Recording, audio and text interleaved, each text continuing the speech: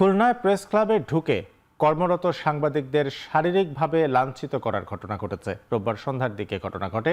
বিএনপির অঙ্গ সংগঠন শ্রমিক দলের নেতাকর্মীরা এই হামলার সাথে জড়িত বলে অভিযোগ পাওয়া গেছে।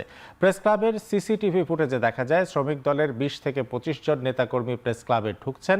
ক্লাবে ঢুকে শ্রমিক দলের নেতাকর্মীরা সাংবাদিক মোস্তফা সারোয়ারের নাম ধরে ডাকাডাকি ও গালিগালাজ করে। এর প্রতিবাদ করলে এখন টেলিভিশনের বিশেষ প্রতিনিধি মোহাম্মদ তরিকুল ইসলাম সহ কয়েকজন সাংবাদিককে শারীরিকভাবে লাঞ্ছিত করে তারা। এর প্রতিবাদে সাংবাদিকরা প্রেস ক্লাবের সামনের সড়ক অবরোধ করে হামলাকারীদের দ্রুত গ্রেপ্তার ও দৃষ্টান্তমূলক শাস্তির দাবি জানান। তারা জানান, ফুটেজ দেখে হামলাকারীদের কয়েকজনকে শনাক্ত করা গেছে। অবিলম্বে জড়িতদের আইনের আওতায় এনে শাস্তির দাবি জানান তারা।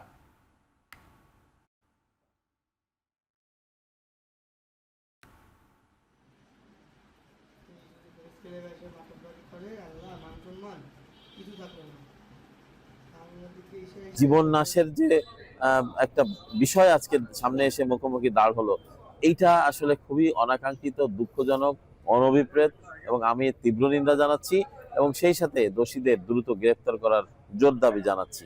আগামীকাল 12টায় আমরা প্রেস ক্লাবে আমরা পিকচার প্রেস মোড়ে আমরা মানববন্ধন কর্মসূচি ঘোষণা দিয়েছে। সেই কর্মসূচিতে আমরা অংশ নিব এবং সেটি সফলভাবে যাতে সম্পন্ন হয় সে বিষয়ে আমরা সাংবাদিকরা সবাই একমত পোষণ করেছি।